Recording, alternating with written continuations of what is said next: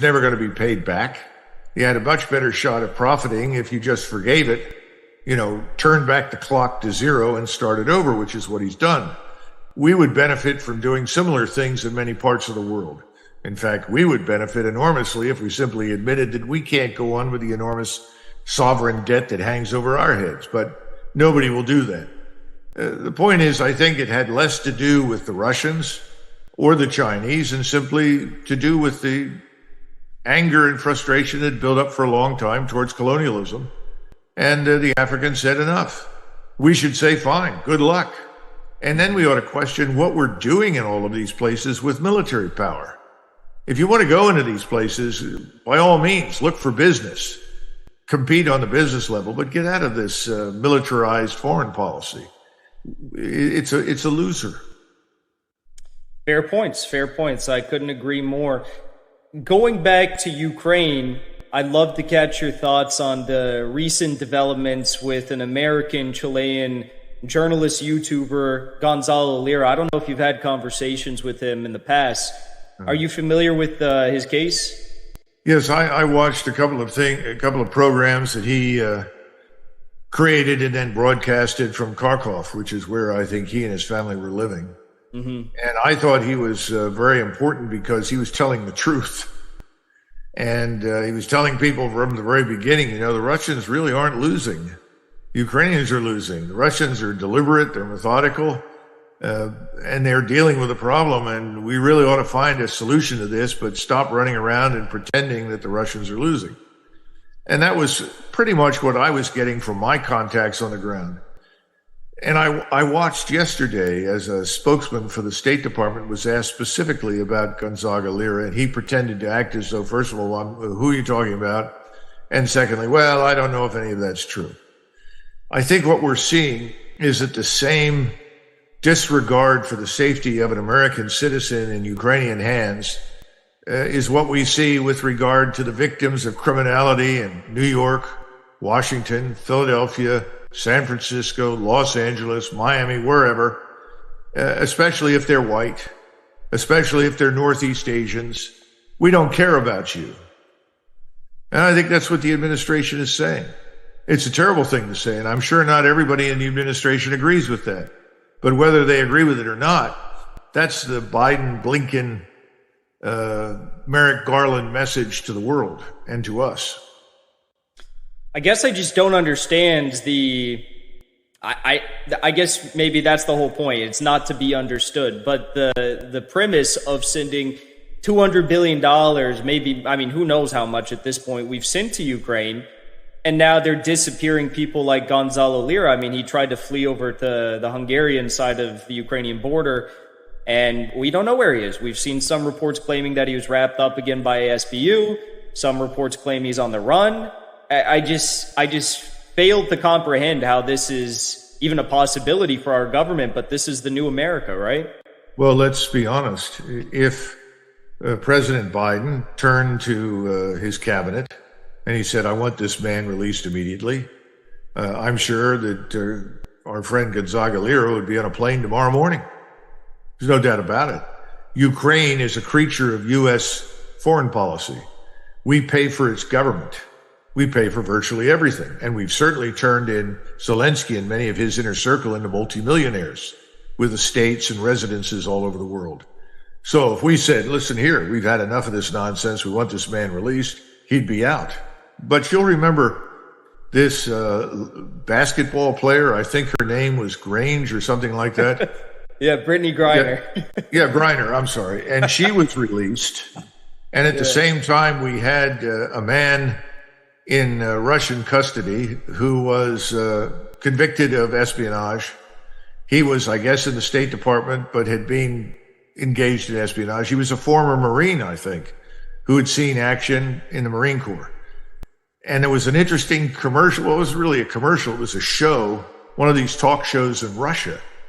And the discussion was the American government leaves no stone unturned to bring home this woman who has publicly denounced the United States, poured nothing but buckets of filth and abuse all over the American people, but they'll do anything to retrieve her and bring her back to the United States, and fine, we're happy to be rid of her. But look, here's an American patriot that we're holding in prison. And that's what they called him. He's an American patriot. He broke our laws, but he is an American patriot. And what's wrong with him? And then, they would start, well, he's white. He's a man. He was in the military. If Americans haven't figured out what's going on in this country, well, maybe they should watch Russian TV because they'll find out. And they were telling the truth. It doesn't make any sense. It is the antithesis of everything that we in this country, I think, have been trying to build for decades. We've tried to build a society with equality for everyone before the law.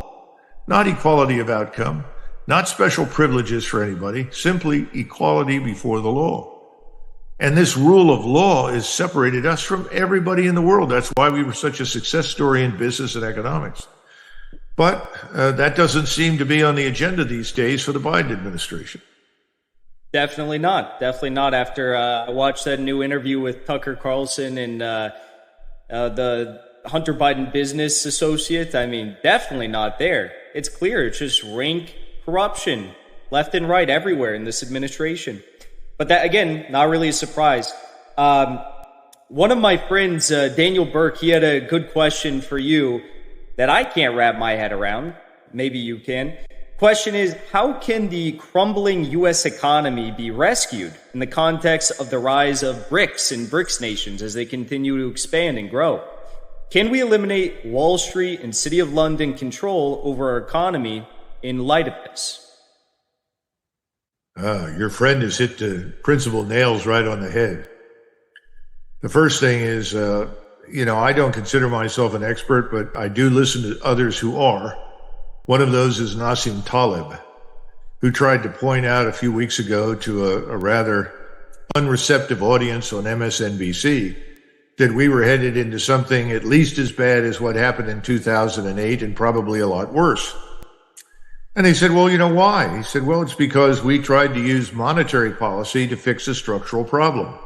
In other words, we tried to use monetary policy to conceal the debt problem instead of dealing with the serious debt issue and how over-leveraged we are as a country.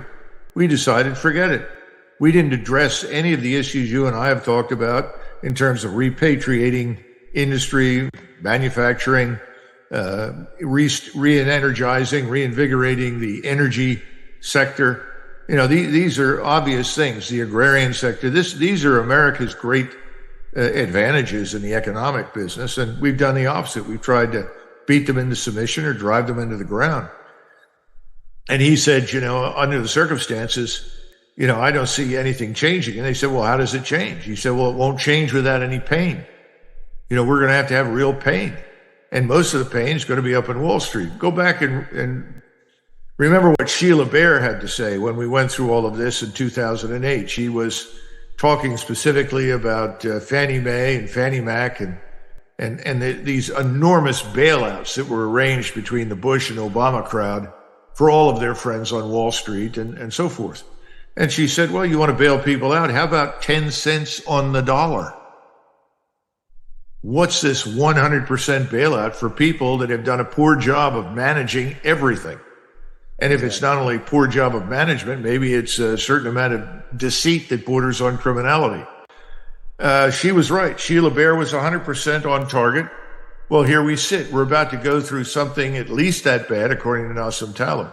Now, that has to be juxtaposed against another problem, and that is what you talked about with the BRICS and Russia, China, India, the major powers outside of Europe and North America. This is the problem of going to a gold-backed currency. And I would tell everyone, look up Alasdair Macleod.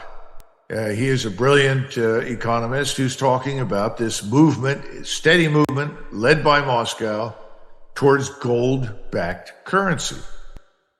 Well, that's anathema to us. And of course, the Federal Reserve goes into, hyperdrive when you mention gold-backed anything. Remember Bernanke, who testified and said, when he was asked, why do banks still hold gold if it's worthless? And he said, well, it's a tradition. Come on. Bernanke and Yellen, the rest of these people, we weren't all born yesterday. Maybe last night, but not yesterday. So we do understand gold has real value. And we're in a hell of a fix right now, because once this takes off, and I think it will, it'll take time, but it's going to de-dollarize the planet.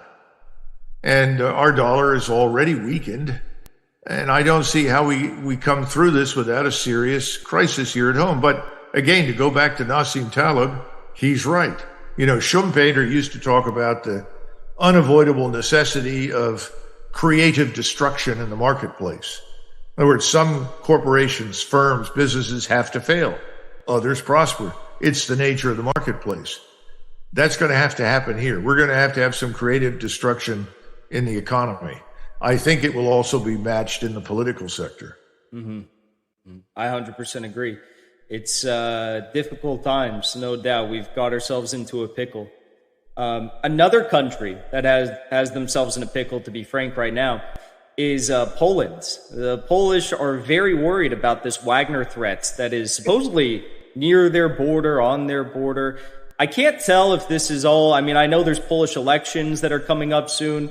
I can't tell if this is all, fear-mongering in an effort to try and actually get the current apparatus reelected in Poland, or if this Wagner group threat in Belarus is actually something that could materialize into a real threat for Polish sovereignty and spark some bigger, issue for the world as a whole, considering Poland is a NATO member. What do you think is really happening here ever since the Prigozhin mutiny and Wagner was exiled to Belarus? Well, I'm going to try and speak over the laughter in the Kremlin. It's becoming deafening over here. The Poles are wonderful people. I like them. I grew up with a number of them. They are sort of hopeless romantics. And they were a leading power in the world from about 1459 until 1794. And they then vanished. They vanished for reasons that had a lot more to do with them and their own internal problems, much as our own, than with anything else. And they've been trying to get back to 1794 or earlier ever since. I don't think that's going to happen right now, nor do I think it's necessary for Poland. But that's why you've heard the Poles say things that are vile and hateful about Russia, and also make ridiculous assertions about the military power that Poland disposes over and how, together with Lithuania and others, they could take on Moscow. The Polish population, my impression is, and I saw a poll that said 52% of Poles agree that Ukraine should be supported, but the same 52% say we don't want to be in the war. So if that's true, that's an important turning point. I think the government needs to pay attention to that. They have elections in the fall. And there's some evidence from Poland that perhaps the government thinks that if they can march into Western Poland and stake out some terrain as Ukraine collapses, that'll somehow or another keep them in power. There's another school of thought that says, well, if they go over there, they're going to be annihilated by the Russians. And that'll be the end of the Polish government. They'll be thrown out of office. Or perhaps the Poles hope that if they go over there and they're slammed by the Russians, that we'll rush in to rescue them. I don't know which of those is the most likely course of action. I hope the most likely course of action is forget it, we're not going. I hope somebody in Washington is telling them, don't even think about it. Mm-hmm. It's not a good idea. We want an end to the war. But as you point out, no one seems to be interested in ending this war. We keep deluding ourselves. Oh, we're winning. Putin is lost. He doesn't know what to do. I don't know, what they're feeding the president in the White House, but whatever it is, the whole White House, from my standpoint, is beginning to look a lot like Weekend at Bernie's. It doesn't make any sense. It's delusional nonsense, and somebody ought to stop it. But, we're not in government, we're not in authority, and Washington is a bubble. So a friend of mine who was in the Spanish army that worked for me, very fine officer, Spanish general staff officer, said, Douglas, the United States is not a country. It's a planet. And he wasn't wrong. We live on our own planet in many ways, and that can be very good in some ways and very bad in others. And right now, Washington is clearly on another planet. It needs to come back down to earth and deal with reality.